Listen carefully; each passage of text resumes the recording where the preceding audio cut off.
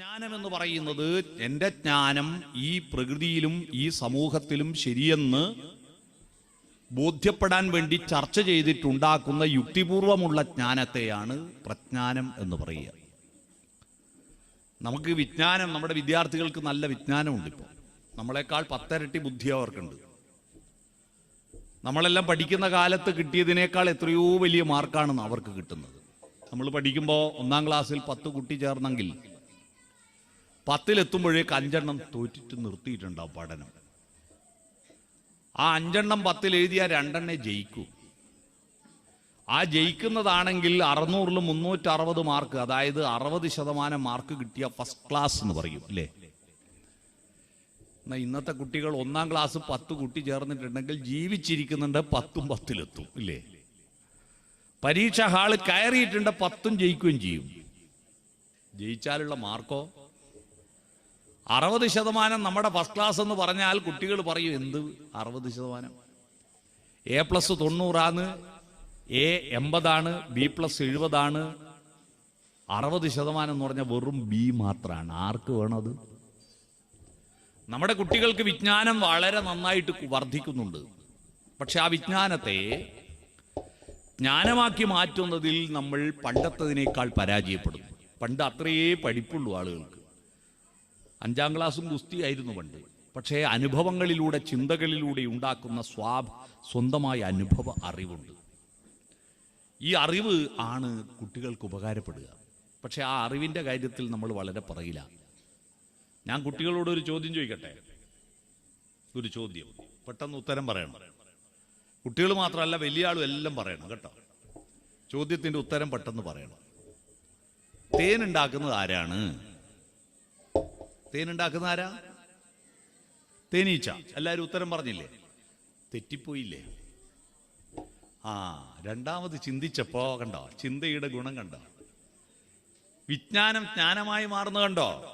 ആദ്യം പറഞ്ഞു തേനീച്ചയാണെന്ന്, പിന്നെയാ മനസ്സിലായത് തേനീച്ച ഇതുവരെ ഒരു തുള്ളി തേനുണ്ടാക്കിയിട്ടില്ല. തേനുണ്ടാക്കാൻ പൂക്കൾക്കേ കഴിയൂ. ഒരു കുട്ടിയാ പറഞ്ഞു ആദ്യം പൂവാൻ. ആരാ പറഞ്ഞത്? ആരാ പൂവാന്ന് ആദ്യം പറഞ്ഞത്? എന്താ മോളെ പേര്? കൃഷ്ണേന്ദുവിന് ഒരു കയ്യടി കൊടുത്താട്ടെ. ഈ പൂക്കളിലെല്ലാം തേനീച്ചകൾ ഉണ്ടാകുന്നതിന് 3 കോടി വർഷങ്ങൾക്ക് മുമ്പ് ഈ ഭൂമിയിൽ പൂക്കൾ ഉണ്ടായിരുന്നു. ഇതിൻ്റെയൊക്കെ കണക്കിപ്പോൾ കൃത്യമായിട്ട് എത്ര കാലം മുമ്പ് ഏതൊക്കെ ജീവജാലങ്ങൾ, ഏതൊക്കെ സസ്യജാലങ്ങൾ ഉണ്ടായിട്ടുണ്ട് എന്ന് കൃത്യം കണക്ക് കിട്ടുന്ന ഒരു ശാസ്ത്രശാഖ വികസിപ്പിച്ചിട്ടുണ്ട്. അതിൻ്റെ അറിയാവോ? കാർബൺ ടെസ്റ്റ് എന്നതിന് പറയാം. ഏതോ പുരാതന കാലത്തുള്ള ഏതെങ്കിലും ഒരു വസ്തു കിട്ടിയാൽ ആ വസ്തു എത്ര കൊല്ലം പഴക്കമുള്ളതാണെന്ന്, ഇപ്പൊ നിങ്ങളുടെ വീട്ടിലെ മരം എത്ര കൊല്ലം പഴക്കമുള്ളതാണെന്ന്, അല്ലെങ്കിൽ ഏതെങ്കിലും ഒരു അസ്ഥികൂടം കിട്ടിയാൽ മതി, എത്ര കൊല്ലം പഴക്കമുള്ളതാണെന്ന് കൃത്യം കണ്ടെത്തും. അതിൻ്റെ പേരാണ് കാർബൺ ടെസ്റ്റ്. അപ്പോൾ പൂക്കള് ഈ ഭൂമിയിൽ ജീവജാലങ്ങൾ എന്ന് പറഞ്ഞാൽ ജന്തു, പക്ഷി, മൃഗാദികൾ, ഈച്ച, പാറ്റ എന്നിവ ഉണ്ടാകുന്നതിന് 3 ലക്ഷം വർഷം മുമ്പ് സസ്യലതാദികളും പൂക്കളും ഉണ്ടായിരുന്നു. 3 കോടി വർഷം മുമ്പ്. അന്ന് പൂക്കളിലെ തേൻ ആരും കുടിച്ചിരുന്നില്ല. അത് മുഴുവൻ മണ്ണിൽ വീണുപോയി. ഇപ്പോഴും പൂവിലെല്ലാം തേനുണ്ട്. ആ തേനെല്ലാം തന്നെ ഉറുമ്പും ഈച്ചയും കുടിക്കുന്നില്ല. അതെല്ലാം മണ്ണിൽ തൂവിപ്പോകുന്നു. എന്നിട്ട് എന്തേ മണ്ണിന് മധുരമില്ലാത്ത? എത്ര കോടി ലിറ്റർ തേനാണ് മണ്ണിൽ ഇങ്ങനെ തൂവിപ്പോകുന്നത് അല്ലേ? എന്നിട്ടും എന്തുകൊണ്ട് മണ്ണിന് മധുരമില്ല? സിമ്പിളാണ് ഉത്തരം. ഏതൊരു ഭക്ഷ്യപദാർത്ഥം പോലെ തേന് 2 ദിവസം കൊണ്ട് കെട്ടുപോകും. അതുകൊണ്ടാണ്. അപ്പൊ നിങ്ങളുടെ നെറ്റി ചുളിഞ്ഞില്ലേ? തേന് 2 ദിവസം കൊണ്ട് കെട്ടുപോകുമെന്ന് പറഞ്ഞപ്പോൾ ചില ആളുടെ നെറ്റിയിൽ വൈഫൈ കണക്ഷന്റെ ചിഹ്നം പോലൊരു ചുളിവ് കണ്ടു അല്ലേ? തേന് ഒരുപാട് കാലം നിൽക്കുന്നുണ്ടല്ലോ, ഔഷധ ഗുണമുള്ളതാണല്ലോ, കെട്ടുപോകുന്നില്ലല്ലോ. കെട്ടുപോകാത്തതെന്താണ്? പൂവിൽ നിന്ന് തേനീച്ച തേന് ശേഖരിച്ചത് അപ്പടി തേൻവലിയിൽ കൊണ്ടുപോയി വെച്ചിരുന്നെങ്കിൽ 2 ദിവസം കൊണ്ട് കെട്ടുപോകായിരുന്നു. തേനീച്ച അത് കുടിച്ച് ദഹിപ്പിച്ചിട്ട് സ്വന്തം തേനാക്കി മാറ്റിയിട്ടാണ് തേൻവലിയിൽ കൊണ്ടുപോയി വെക്കുന്നത്. അവിടെയാണ് പ്രക്രിയ. എന്താ തേനെന്ന് പറഞ്ഞ് മനസ്സിലായോ? അറിവാണ്. തേനീച്ച ആരാന്നറിയോ? നമ്മളാണ്. എന്താ പൂക്കളെന്നറിയാവോ? പുസ്തകങ്ങളാണ്. ഈ പുസ്തകങ്ങളിൽ നിന്ന് നമ്മൾ വിജ്ഞാനം സമാഹരിച്ചു കഴിഞ്ഞാൽ അത് അപ്പടി കൊണ്ടുപോയിട്ട് ഈ തലച്ചോറിനകത്ത് കൊണ്ടുപോയി വെച്ചാൽ ആ വിജ്ഞാനം നിൽക്കില്ല. അത് നിൽക്കണമെങ്കിൽ നമ്മുടെ സ്വന്തം യുക്തിയും ബുദ്ധിയും ചാലിച്ചു ചേർത്തിട്ട്, സ്വന്തം ചിന്തകളും വികാരങ്ങളും ചാലിച്ചു ചേർത്തിട്ട് അത് സ്വന്തം തിരിച്ചറിവാക്കി മാറ്റുമ്പോഴാണ് അത് ജ്ഞാനമായി മാറുന്നത്. മനസ്സിലായോ? അത് ജ്ഞാനമായി മാറുന്നത്. നിങ്ങൾ ഇവിടുന്ന് മധുര എക്സ്പ്രസ്സിന് കയറിയിട്ട്, ആലുവയിൽ കയറിയിട്ട് നേരെ കൊല്ലത്തെത്തി, കൊല്ലത്തുനിന്ന് പിന്നെ ചെങ്കോട്ട പാത ഇടത്തോട്ട് തെറ്റിയിട്ട് കൊട്ടാരക്കര വഴി മധുരക്ക് പോയി. മധുരക്ക് നിന്ന് നിങ്ങൾ നേരെ തെങ്കാശി വന്നു. തെങ്കാശിക്ക് നിന്ന് നേരെ നിങ്ങൾ കോയമ്പത്തൂർ വന്നു. ഇത്രയും നിങ്ങൾ പോയിട്ട് കണ്ടതാണ്. കോയമ്പത്തൂർ എത്തിക്കഴിഞ്ഞാൽ പിന്നെ നിങ്ങൾ തിരിച്ചാലുവ വരാൻ വേണ്ടിയിട്ട് വീണ്ടും തെങ്കാശി വന്ന് മധുര വന്ന് ചെങ്കോട്ട, കൊട്ടാരക്കര, കൊല്ലം വന്നിട്ട് ആലുവ വരുമോ? ഇല്ല. നിങ്ങൾ തീരുമാനിക്കും, ഇനി എന്തിനാ അങ്ങോട്ട് പോകുന്നത്? എവിടാ? കോയമ്പത്തൂരിൽ നമുക്ക് പാലരുവി എക്സ്പ്രസ് കയറിയാൽ നേരിട്ട് ആലുവയിൽ എത്താലോ. ഞാൻ ആ ട്രെയിനിലാണ് ഇപ്പോൾ വന്നത്. ആ ഒരു തോന്നലുണ്ടാവില്ലേ? നിങ്ങൾ കൊല്ലത്ത് പോയതും മധുര പോയതും തെങ്കാശി പോയതും കോയമ്പത്തൂർ പോയതും വിജ്ഞാനമാണ്. എന്നാൽ കോയമ്പത്തൂരിൽ നിന്ന് ഇനി അതിലെ പോകണ്ട, ഇതിലെ പോയാൽ എത്തുമെന്നൊരു തോന്നലുണ്ടാകുന്നത് അത് നിങ്ങളുടെ സ്വന്തം തിരിച്ചറിവാണ്, ജ്ഞാനമാണ്. മനസ്സിലായോ? വിജ്ഞാനം എന്ന് പറയുന്നത് കണ്ടറിയുന്നത്, തൊട്ടറിയുന്നത്, കേട്ടറിയുന്നത്, അനുഭവിച്ചറിയുന്നതാണ് വിജ്ഞാനം. എന്നാൽ ജ്ഞാനമോ? ജ്ഞാനം മനനം ചെയ്തിട്ട് തൻ്റെ ഉള്ളിൽ നിന്ന് ആവാഹിച്ചെടുക്കുന്ന മഹാപ്രാണമാണ് ജ്ഞാനം. മഹാപ്രാണം. ആ മഹാപ്രാണം ഉയർന്നു വരുമ്പോൾ നമ്മുടെ നാവിൻ തുമ്പത്തുള്ള അന്ധകാരം തെറിച്ചു പോകും. മഹാപ്രാണം വരുമ്പോൾ നാവിൻ തുമ്പത്തുള്ള അന്ധകാരം തെറിച്ചു പോകും. അന്ധകാരത്തിന് എന്താ പറയാ? സംസ്കൃതത്തിൽ നിന്നറിയാമോ? രാന്നാ പറയാ. രാവ്, രാത്രി എന്നൊക്കെ പറയുന്നത് അന്ധകാരം ഉള്ളത് കൊണ്ടാണ്. രാ ഉള്ളതാണ് രാവ്. ഇരുട്ടിന് രാ എന്ന് പറയും. നമ്മുടെ നാവിൻ തുമ്പത്ത് ഇരുട്ടുണ്ട്. എന്താ ഇങ്ങനെ ഇരുട്ടുണ്ടാവുന്നത്? നിങ്ങൾ വൈകുന്നേരങ്ങളിൽ മൊബൈൽ ഫോണും കൊണ്ട് മതിലിലും കണ്ട കടകളിലും ഒക്കെ എവിടെയെങ്കിലും ഇരിക്കുന്ന ചെറുപ്പക്കാരെ കണ്ടിട്ടുണ്ടോ? അവരാരും ഒറ്റക്കൊരാൾ എഴുന്നേറ്റ് പോവില്ല. പിരിയുമ്പോൾ എല്ലാവരും ഒരുമിച്ചേ പിരിയും. എന്തുകൊണ്ടാണെന്നറിയാം? ഒരുത്തം പോയാൽ ബാക്കിയെല്ലാവരും കൂടി ഓനെ കുറ്റം പറയുന്ന ഇവനറിയാം. കുറ്റം പറയുക, അസൂയ, ദോഷൈക ദൃക്കുകളാണ് നമ്മുടെ പ്രധാനപ്പെട്ട ജോലി. നമ്മൾ വീട്ടുകാരെല്ലാവരും ഒത്തിരിക്കാറുണ്ട്. ഒത്തിരിക്കുമ്പോൾ റോഡിലൂടെ ആരാ പോകുന്നത്? അത് ബഷീറാ, മഹാവൃത്തികെട്ടവനാ. പിന്നെയോ ഗോപാലൻ കുട്ടിയോ? ഒന്നിനും കൊള്ളൂല. പഞ്ചായത്ത് മെമ്പർ മഹാബദ്ധം. പഞ്ചായത്ത് പ്രസിഡന്റ് ഒന്നിനും പറ്റാത്ത ആൾ. MLA പോക്കാണ്, മന്ത്രിമാരെല്ലാം പോക്കാണ്, മുഖ്യമന്ത്രി ഭീകരനാണ്, പ്രധാനമന്ത്രി അതിലും ഭീകരനുമാണ്. ലോകത്തെല്ലാവരും മോശമാണ്, ഒരാളെ ലോകത്ത് നല്ലതുള്ളൂ, അത് ഞാൻ മാത്ര.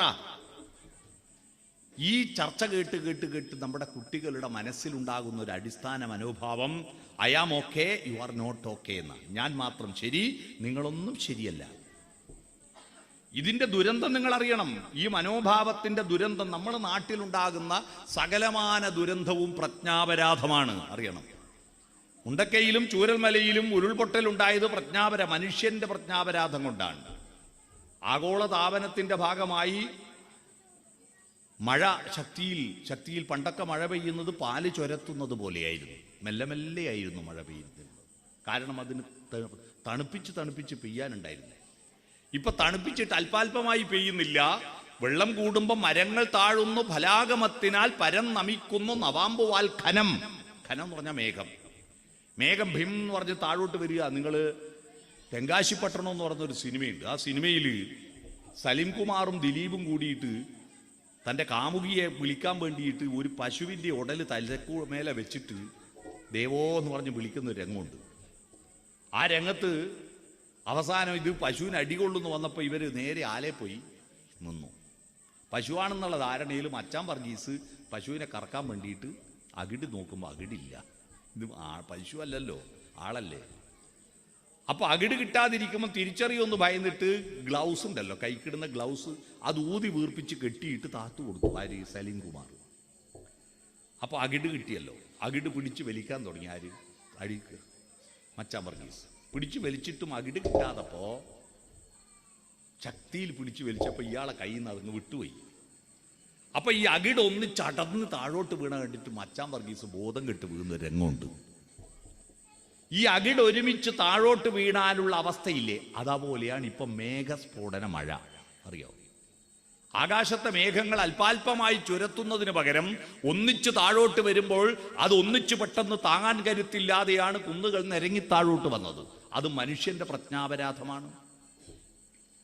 നമ്മുടെ വന്യമൃഗങ്ങളെല്ലാം നാട്ടിലേക്ക് ഇറങ്ങുന്നത് പ്രകൃതിയുടെ വികൃതിയല്ല. എൻ്റെ നാട്ടിലൊക്കെ ഏറ്റവും വലിയ പ്രശ്നം പന്നികൾ വർദ്ധിച്ചതാണ്. ഒരു കൃഷിയും നടക്കുന്നില്ല, കാട്ടുപന്നികൾ വർദ്ധിച്ചു. നാട്ടിലാണിപ്പോൾ കാട്ടുപന്നി, ഇപ്പം നാട്ടിലാണ്. ഈ കാട്ടുപന്നികൾ വർദ്ധിച്ചതിൻ്റെ കാരണം മനുഷ്യനാണ്. എങ്ങനെ? പന്നി പെറ്റിട്ടാതെല്ലാം കുറുക്കന്മാർ തിന്നു കളിയായിരുന്നു. കുറുക്കന്മാർ തിന്നു കളി. പന്നി പെറ്റിട്ട് പോയ കുറുക്കന്മാർ കാത്തു നിൽക്കും. പന്നിയുടെ വംശവർദ്ധനവ് തടയുന്ന കുറുക്കന്മാരാണ്. ഇപ്പൊ കുറുക്കന്മാര് കാട്ടിലിരിക്കുന്നില്ല. അവർക്ക് പന്നിക്കുട്ടികളെ വേണ്ട. കാരണം ഇഷ്ടംപോലെ ഇറച്ചീൻ്റെ ഒക്കെ വേസ്റ്റ് ഉണ്ട്. അതുകൊണ്ട് കുറുക്കന്മാരെല്ലാം ടൗണിലും നാട്ടിലുമാണ്. അതുകൊണ്ട് കാട്ടിലെ പന്നി പ്രസവിക്കുന്നു നോക്കി കുറുക്കന്മാർ നോക്കുന്നില്ല. അതുകൊണ്ട് പന്നികളുടെ എണ്ണം വർദ്ധിച്ചു. നമ്മൾ ഈ വേസ്റ്റ് കൊണ്ടുപോയിട്ട് തള്ളുന്നത് കൊണ്ട് നമ്മുടെ മാംസോപയോഗം വർദ്ധിച്ചതിൻ്റെ ഭാഗമായി ഇഷ്ടം പോലെ വേസ്റ്റ് തിന്നാൻ കിട്ടിയപ്പോൾ കുറുക്കന്മാർ കാട്ടിൽ നിന്ന് നാട്ടിലേക്ക് ഇറങ്ങിയപ്പോൾ പന്നി വർദ്ധിച്ചു. മനസ്സിലായോ? അതും നമ്മുടെ പ്രജ്ഞാപരാധമാണ്.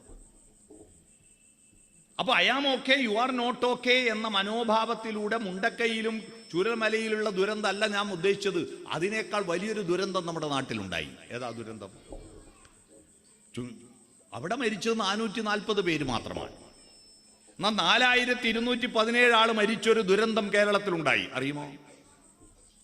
2024 4217 ആൾ മരിച്ചത് റോഡപകടങ്ങളിലാണ്. ആ റോഡപകടങ്ങൾ ഉണ്ടാവാൻ കാരണം റോഡിന്റെ കുഴപ്പം കൊണ്ടല്ല, ആക്സിൽ മുറിഞ്ഞിട്ടല്ല, ബ്രേക്ക് ഫെയിലായിട്ടല്ല, ടയർ പൊട്ടിത്തെറിച്ചിട്ടല്ല, സ്റ്റിയറിംഗ് ബ്ലോക്കായിട്ടല്ല, ഗിയർ ബോക്സ് സ്റ്റക്കായിട്ടല്ല. ഇത് ഓടിക്കുന്നവന്റെ അഹന്തയും അശ്രദ്ധയും കൊണ്ടാണ്. ഈ അഹന്ത എവിടുന്ന കിട്ടിയത്? ദോഷൈക ദൃക്കുകളായിട്ട് I am okay, you are not okay എന്ന സംസ്കാരമാണ് നമ്മുടെ വീട്ടിൽ നിന്ന് പഠിപ്പിക്കുന്നത്. ലോകത്തിന്റെ കുറ്റം പറയലാണ് നമ്മുടെ പ്രധാന ജോലി. മനസ്സിലായോ? എന്തിൻ്റെയും തകരാറ് പറയുക, ദോഷങ്ങൾ മാത്രം പറഞ്ഞ് ശീലമാണ് നമ്മുടെ ഉള്ളിൽ. ഈ ശീലമാണ് നമ്മുടെ നാവിൻ തുമ്പത്തെ ഇരുട്ട്. ദോഷൈക ദൃക്കുകളാണ്. ഈ 4217 മരിച്ചതിൽ 287 ആൾ മരിച്ചത് എങ്ങനെയാണെന്നറിയോ? എതിരെ വന്ന വണ്ടി ഡിമ്മ് കൊടുക്കാതെ ഹെഡ്ലൈറ്റ് ഇട്ടിട്ട് തൻ്റെ കണ്ണിൽ വെളിച്ചം അടിച്ചിട്ട് മുന്നിലത്തെ മതിൽ കാണാഞ്ഞിട്ട്, മുമ്പിലത്തെ കുഴി കാണാഞ്ഞിട്ട്, മുമ്പിൽ മുറിച്ച് നടക്കുന്ന ആളെ കാണാഞ്ഞിട്ട് അവരെ അടിച്ച് തെറിപ്പിച്ചിട്ടാണ് 287 ആൾ മരിച്ചത്. ഈ ഡിമ്മ് കൊടുക്കേണ്ട ആരാ? എതിരെ വരുന്ന വണ്ടി. ഡിമ്മ് കൊടുക്കാൻ എവിടുന്ന? എറണാകുളം ടൗണിൽ പോയിട്ട് വാങ്ങിക്കൊണ്ട് കൊടുക്കേണ്ടതാണോ ഡിമ്മ്? അല്ല. ഓടിക്കുന്ന ഡ്രൈവറുടെ കൈ ഒന്ന് ഇങ്ങനെയാക്കിയാൽ മതി. 90% ഡ്രൈവർമാരും കേരളത്തിൽ ഡിമ്മ് കൊടുക്കുന്നവരല്ല. എന്റെ കാറിന്റെ അതിഭീകരമായ ലൈറ്റ് കൊണ്ട് നിന്റെ കണ്ണടഞ്ഞിട്ട് നീ പോയി മരിച്ചാലും ഞാൻ കൊടുക്കൂലടാ ഡിമ്മ് എന്ന് പറഞ്ഞിട്ട് അഹന്തയുമായി പോകുന്ന ഈ 90% വണ്ടിയുടെ മുന്നിലും ദൈവമേ കാത്തുകൊള്ളണേ എന്നൊക്കെ എഴുതിയിട്ടുണ്ട്. ഇവരെല്ലാം ഭക്തന്മാരാ. എന്ത് ഭക്തിയാണിത്?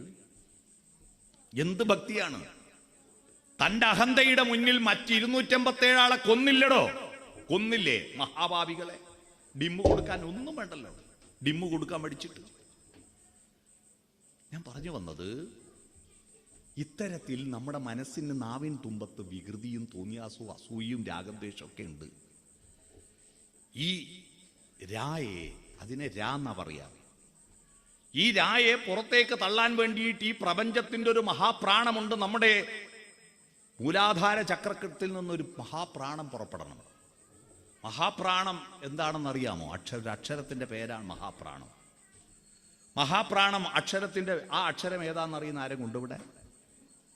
മലയാളികൾ ആരും കൊണ്ടുവിടെ? ഇതെന്നെ ബോധ്യപ്പെടുത്താൻ വേണ്ടി നിങ്ങൾ ഇതര സംസ്ഥാന തൊഴിലാളികളെ കൊണ്ട് ഇരുത്തിയതാണോ?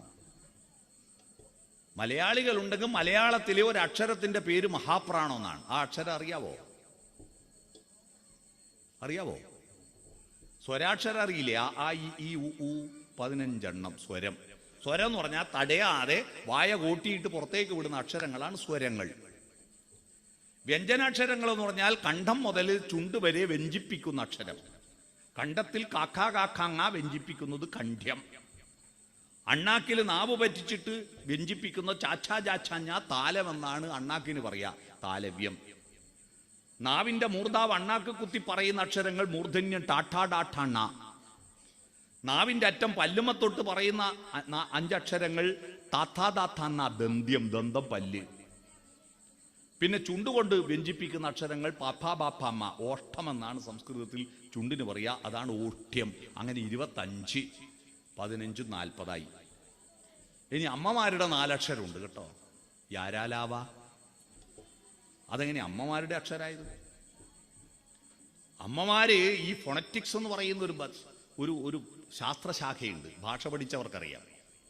MA മലയാളമോ ഇംഗ്ലീഷോ ഹിന്ദിയോ ഭാഷ MA എടുത്തവർക്ക് ഒരു പേപ്പറാണ് ഫോണറ്റിക്സ്, സ്വനശാസ്ത്രം. വിവിധ ശബ്ദങ്ങൾ പുറപ്പെടുവിക്കുമ്പോൾ അതിൻ്റെ അർത്ഥതലങ്ങൾ, അതിൻ്റെ ആക്സന്റ് എന്നിവയെ പറ്റി പഠിക്കുന്നതാണ് സ്വനശാസ്ത്രം. ശബ്ദം മാറുമ്പോൾ അർത്ഥം മാറും. ശബ്ദം മാറുമ്പോൾ അർത്ഥം മാറും. ഇപ്പൊ പോയാൽ വന്ദേ ഭാരത് കിട്ടുമോ? ഒരാൾ ചോദിച്ചപ്പോൾ കിട്ടും എന്ന് പറഞ്ഞു. അപ്പോൾ ഒരു ഓട്ടോറിക്ഷക്കാരൻ പറഞ്ഞു കിട്ടും. കിട്ടും, 2 ആൾ കിട്ടുമെന്നാ പറഞ്ഞു. പക്ഷെ ഓട്ടോറിക്ഷക്കാരൻ കിട്ടൂല എന്നല്ലേ ഉദ്ദേശിച്ചത്. പക്ഷെ അയാൾ പറഞ്ഞ് കിട്ടുന്ന, കിട്ടും എന്ന് പറഞ്ഞാൽ കിട്ടൂല എന്നല്ലേ.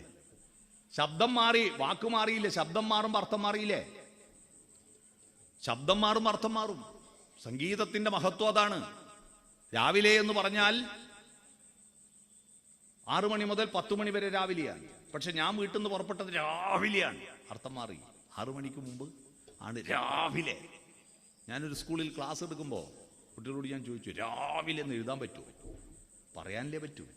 അപ്പോൾ ഒരു കുട്ടി എഴുന്നേറ്റ് നോട്ട് ബുക്ക് കൊണ്ട് എഴുന്നേറ്റ് പറഞ്ഞു, രാവിലെ എന്ന് എഴുതുമ്പോൾ കടലാസ് കയറിപ്പോയി, അമർത്തി എഴുതിയവൻ. ശബ്ദത്തിന് അർത്ഥമുണ്ട്. ശബ്ദം മാറുമ്പോൾ അർത്ഥം മാറും. അതാണ് സ്വനശാസ്ത്രം. താരാട്ടുപാടുന്ന അമ്മമാര് സ്വരാക്ഷരം പോരല്ലോ മക്കൾക്ക്, വ്യഞ്ജനവും വേണ്ടേ. പക്ഷേ കാക്കാ കാക്കാങ്ങ എന്ന് താരാട്ടുപാട്ട് പാടിയാൽ ഈ ശബ്ദത്തിന്റെ കഠോരത കൊണ്ട് കുട്ടി ഉറങ്ങിയില്ലല്ലോ എന്ന് ഭയന്നിട്ട് അമ്മമാര് സ്വരവും അല്ല വ്യഞ്ജനവും അല്ല, മധ്യമാക്ഷരങ്ങൾ 4 എണ്ണം. തമിഴ് സംസ്കാരത്തിന്റെ ഭാഗമായിട്ട് യാ യാ യാ യാ യാ. നമ്മളോ രാരീ രാരീരം രാരോ രാ ലാ ലാ ലാ ലാ ലാ ലാ ലാ ലാ ലാ ലാ ലാ ലാ ലാ ലാ ലാ ലാ ലാ ലാ വാവേ വാവം വാവോ വാ. മനസ്സിലായോ? അമ്മമാർ ഇതുവരെ അതിന്റെ ടെക്നിക്ക് മനസ്സിലായിട്ടില്ലല്ലേ? യാരാലാവ, യാരാലാവ മധ്യമാക്ഷരങ്ങൾ. ഇപ്പൊ 44. പിന്നെ സംസ്കൃതത്തിൽ വന്ന 3 അക്ഷരങ്ങളുണ്ട്. ഷ ഷ സ. ഷ ഷ സ. ഊഷ്മാക്കൾ എന്ന അതിന് പേര്. Whistling sound. റേഡിയോ കേൾക്കുന്ന ആരെങ്കിലുണ്ടോ? അതിൽ ഷ ഷ സ എന്നുള്ള അക്ഷരം കേൾക്കുമ്പോൾ ഒരു മൂർഖം ചീറ്റുമ്പോൾ ഒരു ഒച്ച വരും അതിൻ്റെ അകത്ത്. അതാണ് ഷ ഷ സ. അപ്പം 44, 3, 47. അത് കഴിഞ്ഞിട്ടാണ് മഹാപ്രാണം. ഹ. മനസ്സിലായോ? മഹാപ്രാണം. ഹ എന്ന അക്ഷരത്തിന്റെ പേര് മഹാപ്രാണം എന്നാണ്. ഈ മഹാപ്രാണം ശ്വാസകോശത്തിന്റെ അടിത്തട്ടിൽ നിന്ന് മേലോട്ട് വരുന്ന വിശുദ്ധവായുവാണ്, നമ്മുടെ പ്രാണനാണ്. അത് വന്നിട്ട് നാവിൻ തുമ്പത്തുള്ള ര എന്ന ഇരുട്ടിനെ പുറത്തേക്ക് കളയണമെന്ന് നമ്മളെ പഠിപ്പിച്ചിട്ടുണ്ട്. പക്ഷെ ഇതെല്ലാവരും ചെയ്യുന്നുണ്ട്. പക്ഷെ ഇത് എന്തിനാ ചെയ്യുന്നതെന്ന് ആർക്കും അറിയില്ല. ഹാ വന്നിട്ട് രായെ തള്ളി നീക്കണം. അതാ ഹരേ എന്ന് പറയുന്നത്. മനസ്സിലായോ? ഹരേ എന്ന് പറയുന്നത് നമ്മുടെ നാവിൻ തുമ്പത്തുള്ള എല്ലാവിധത്തിലുള്ള വൃത്തികേടുകളെയും പുറത്തേക്ക് തള്ളണം. എന്നിട്ട് രാമ ഹരേ രാമ ഹരേ രാമ ജപിക്കുന്നതിൻ്റെ അർത്ഥം മനസ്സിലായോ? ഇല്ല. പകുതിയെ മനസ്സിലായിട്ടുള്ളൂ, ബാക്കി അറിയണം. അടുത്ത രാമ എന്താ? രാമ എന്ന് വിളിക്കുന്നത് ദശരഥപുത്രനായ കൗസല്യാപുത്രനായ ത്രേതായുഗത്തിലെ അവതാരമായിരിക്കുന്ന മനുവംശതിലകമായിരിക്കുന്ന രാമ എന്നാണോ? മനുവംശത്തിനെ പറ്റി, രഘുവംശത്തെ പറ്റി, കൗസല്യയെ പറ്റി, ദശരഥനെ പറ്റിയിട്ടുള്ള കാവ്യം രചിക്കുന്നത് ആരാണ്? വാൽമീകിയാണ്. വാൽമീകിക്ക് രാമന്റെ കഥ ആരാ പറഞ്ഞു കൊടുക്കുന്നത്? നാരദനാണ്. നാരദൻ പറയുന്നതിന് മുമ്പ് ഈ രാമനെ വാൽമീകിക്ക് അറിയാവോ? ഇല്ല. പക്ഷെ വാൽമീകി കാട്ടാളനായ രത്നാകരനായിരുന്നല്ലോ. അതെ. ആ രത്നാകരൻ എപ്പോഴാ സന്യാസിയായത്? രാമരാമ ജപിച്ചിട്ട്. അതിനുശേഷമല്ലേ ഇയാൾ രാമായണ കഥ കേൾക്കുന്നത്? അതെ. അതിനുശേഷമല്ലേ രാമന്റെ കഥ എഴുതുന്നത്? അതെ. പിന്നെ ഏത് രാമനെ അയാൾ ജപിച്ചത്? ഇയാൾ അറിയില്ലല്ലോ. ഏതാണ് രാമൻ? രാശബ്ദോച്ചാരണ മാത്രേണ മുഖാൻ നിര്യന്തി പാതക പുനഃപ്രവേശ ഭീര്യാജ മകാരശ്ച കവാടവേൽ. രാ എന്നുച്ചരിക്കും വേളയിൽ എല്ലാ പാപങ്ങളും പുറത്തു പോകുന്നു. പുറത്തുപോയ പാപങ്ങൾ തിരിച്ചകത്ത് പ്രവേശിക്കാതിരിക്കാൻ മ എന്ന് വയപൂട്ടണം. രാമ രാമ. മനസ്സിലായോ? ഇതാണ് ഹരേ രാമ എന്ന് ചൊല്ലുന്നതിന്റെ അർത്ഥം. ഇതെല്ലാവരും ചൊല്ലാറുണ്ടായിരുന്നില്ലേ? ആ വിജ്ഞാനം എല്ലാവർക്കും ഉണ്ടായിരുന്നു. പക്ഷേ അതിന്റെ ജ്ഞാനം ഉണ്ടായോ? ഇല്ല. നമ്മൾ പുസ്തകങ്ങളെല്ലാം വായിക്കുന്നുണ്ട്. ഇങ്ങനെയാ പുസ്തകം വായിക്കുന്നത് അല്ലേ? ഇങ്ങനെയല്ലേ വായിക്കുക? ഇടത്തുനിന്ന് വലത്തോട്ട് ഇങ്ങനെ വായിക്കില്ലല്ലോ. ഇങ്ങനെ വായിക്കുവോ? ഇങ്ങനെയല്ലേ വായിക്കുക? ഇങ്ങനെ വായിക്കുന്ന. ഇങ്ങനെ വരച്ചാൽ എന്താ അർത്ഥം? ഇങ്ങനെയുള്ള വരക്കെന്താ അർത്ഥം? കണക്കിലൊരർത്ഥം ഉണ്ടല്ലോ. ഇങ്ങനെ വരക്ക് കിഴിക്കണം. -4. അത് പ്ലസ് ആവണമെങ്കിൽ ഇങ്ങനെയും കൂടി വരക്കണ്ടേ? ഇങ്ങനെ വരക്കുന്ന. ഇങ്ങനെ എന്താ? ചിന്തയാണ്. ഇങ്ങനെയാണ് ചിന്ത. ഇങ്ങനെയുള്ള വരയോട് ഇങ്ങനെയും ചേർക്കുമ്പോൾ വായനയും ചിന്തയും ചേരുമ്പോഴാണ് പ്ലസ് ആവുക. അവിടെ കിട്ടിയ കുട്ടികൾ മനസ്സിലാക്കണം. A+ എന്ന് പറഞ്ഞാൽ എന്താ? പ്ലസ് ആവണമെങ്കിൽ ഇങ്ങനെയും ഇങ്ങനെയും ചേർക്കണം. അല്ലാതെ ഈ പരീക്ഷയ്ക്ക് മാർക്ക് വാങ്ങിയാലൊന്നും പ്ലസ് ആവില്ല. പരീക്ഷ എന്ന് പറയുന്ന ഒരു വിഡ്ഢിത്തം അറിയോ നിങ്ങൾ? ഞാൻ അടുത്ത ചോദ്യം ചോദിക്കട്ടെ. അടുത്ത ചോദ്യം ചോദിക്കുക. ഉള്ളവർ ഇല്ലാത്തവരോടോ ചോദിക്കേണ്ടത്? ഇല്ലാത്തവരുള്ളവരോടോ ചോദിക്കേണ്ടത്? ഉള്ളവർ ഇല്ലാത്തവരോട് ചോദിക്കണമോ? ഇല്ലാത്തവരുള്ളവരോട് ചോദിക്കണമോ? പറയൂ. എൻ്റെ അടുത്ത് ഫോണുണ്ട്, നിങ്ങളുടെ അടുത്ത് ഫോണില്ല. നിങ്ങൾക്ക് ഫോൺ വേണമെങ്കിൽ നിങ്ങൾ എന്നോടോ ചോദിക്കേണ്ടത്? ഞാൻ നിങ്ങളോടോ? സിമ്പിൾ ചോദ്യം. ഒരു കുടുക്കില്ലാത്ത ചോദ്യം ഇത്. ഉള്ളവരില്ലാത്തവരോട് ചോദിക്കണമോ? ഇല്ലാത്തവരുള്ളവരോട് ചോദിക്കണോ? ഇല്ലാത്തവര് ഉള്ളവരോട് ചോദിക്കണോ? സിമ്പിൾ അല്ലേ? അതെ. നമ്മുടെ വിദ്യാലയങ്ങളിൽ അറിവുള്ളത് മാഷക്കാണോ കുട്ടികൾക്കാണോ? ആർക്കാ? മാഷക്കല്ലേ. ഇല്ലാത്തത് കുട്ടികൾ. അപ്പൊ നിങ്ങളാ പറഞ്ഞത് ഇല്ലാത്തവരുള്ളവരവിടെ ചോദിക്കേണ്ടത്. അപ്പൊ ആരാ ചോദ്യം ചോദിക്കണ്ടേ? ചോദ്യം ചോദിക്കേണ്ട ആരാ? കുട്ടികൾ. ഉത്തരം പറയേണ്ട ആരാ? മാഷ്. പക്ഷെ ഇപ്പം ആരാ ചോദ്യം ചോദിക്കുന്നത്?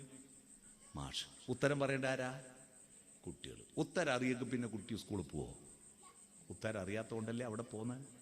പിന്നെ ഏത് ഉത്തരാ ചോദിക്കുന്നത്? അധ്യാപകർ കുറെ ഉത്തരം കുട്ടികൾക്ക് കൊടുക്കും.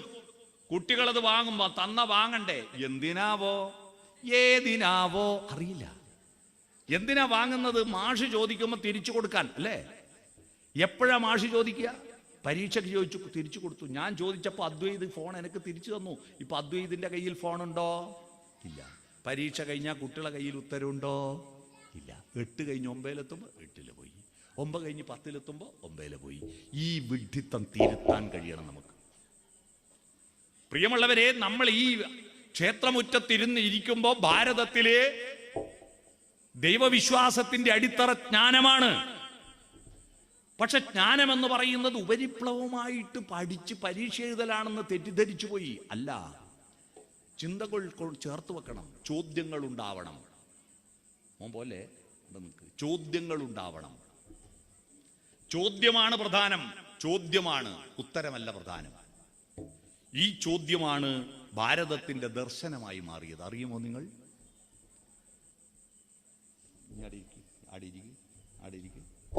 എന്നെ കൊണ്ട് ആവശ്യമുണ്ട്. ഇനി വീണ്ടും കയറണ്ട. ഈ ചോദ്യത്തിൽ നിന്ന് ഭാരതത്തിന്റെ ദർശനമുണ്ടായി. എന്താ ദർശനം? ശബരിമലയ്ക്ക് പോകുമ്പോൾ ദർശനം വേണ്ടേ? ഉച്ചിയിലിരുമൂടി കെട്ടുമായി വരുന്നു ഞാൻ, അച്ഛൻ കോവിലയ്യപ്പ രക്ഷയേകു. സത്യമാം 18 തൃപ്പടിയേറുമ്പോൾ ദർശനം നൽകണേ തമ്പൂരാനേ. കേട്ടിട്ടില്ലേ?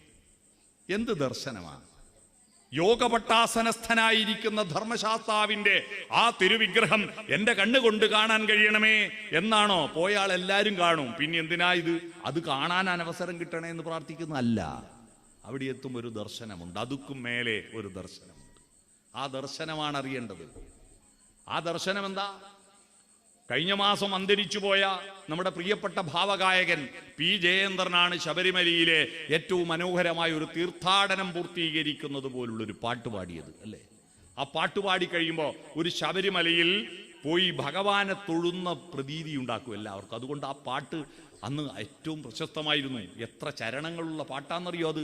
സ്വാമി ശരണം ശരണമെൻ്റെ അയ്യപ്പ, സ്വാമിയല്ലാതൊരു ശരണമില്ലയ്യപ്പ, ഹരിഹര സുതനെ ശരണം പൊന്നയ്യപ്പ, അവിടുന്നല്ലാതൊരു ശരണമില്ലയ്യപ്പ. അതിൻ്റെ അനുപല്ലവി എന്താ? ഹരിശ്രീതൻ മുത്തുകൾ വിരൽ പൂവിൽ വിടർത്തിയ ഗുരുവിന്റെ ശ്രീപദങ്ങൾ വണങ്ങി ശിരസിലിന്നിരുമുടി കെട്ടുകേളും താങ്ങി 18-ാം പടി കേറി ഭഗവാനെ തൊഴുന്നതിന് മുമ്പ് ആ ദർശനം കാണും. ആ ദർശനം ചോദ്യത്തിൽ നിന്ന് ഉയർന്ന ദർശനമാണ് തത്വമസി. ശബരിമലയുടെ മേലെ എഴുതി വെച്ചിട്ടുണ്ടില്ലേ? എന്താണിത്? ഛാന്ദാഗ്യോപനിഷത്തിൽ ഉദ്ദാലകാരുണി ഉപനിഷത്ത് എന്ന് പറഞ്ഞാൽ അറിയാവോ? ഉപനിഷത്ത് എന്താ? ഉപവിഷ്ടരായിട്ട് നിശേഷ സത്യത്തെപ്പറ്റി ചർച്ച ചെയ്യലാണ് ഉപനിഷത്ത്. ഈ ലോകം വളർന്നത് മനുഷ്യർ പരസ്പരം ഇരുന്ന് ചർച്ച ചെയ്തിട്ടാണ്. സത്യം ഞാൻ കണ്ട സത്യവും നീ കണ്ട സത്യവും ഓരോ ആളെ സത്യം ഞാൻ ആ ശരിയെന്ന് വിശ്വസിച്ച് നടക്കരുത്. എന്റെ സത്യം സത്യമാണെന്ന് ഉറപ്പുവരുത്തണമെങ്കിൽ ഞാൻ 4 ആളോട് പറഞ്ഞിട്ട് അത് ഉറപ്പുവരുത്തണം. അങ്ങനെ ഉറപ്പുവരുത്താൻ വേണ്ടി നിസ്സത്തന്വേഷിക്കാൻ വേണ്ടി ഉപവിഷ്ടരാവണം. ഇതൊരു ഉപനിഷത്താണ്. അടുത്തിരിക്കുന്നു, നമ്മൾ അടുത്തിരിക്കുന്നു. ഉപവിഷ്ടരാവുക എന്ന് പറഞ്ഞാൽ അടുത്തിരിക്കുക. എന്നിട്ട് നിശേഷ സത്യം, സത്യം പലതുണ്ട്. സത്യം പലതുണ്ട്. ആത്യന്തിക സത്യമുണ്ട്, അർദ്ധസത്യമുണ്ട്, ആപേക്ഷിക സത്യമുണ്ട്, അപൂർണ സത്യമുണ്ട്.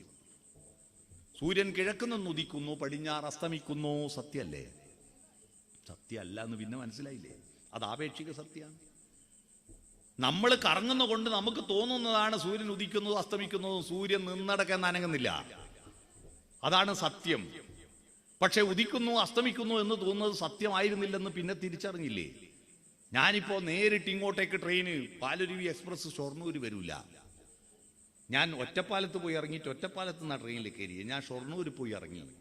ഷൊർണൂർ ഇറങ്ങിയില്ല, ഷൊർണൂർ നിന്നപ്പോൾ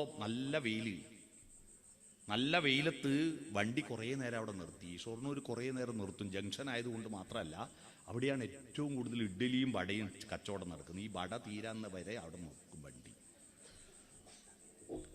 അപ്പോൾ വണ്ടി പുറപ്പെടാഞ്ഞിട്ട് ചൂട് കൊണ്ട് സഹിക്കാൻ പറ്റാതെ എങ്ങനെയാ ഒന്ന് വണ്ടി വിട്ടെങ്കിലും എല്ലാവരും ഇങ്ങനെ വീശി കളിക്കുക.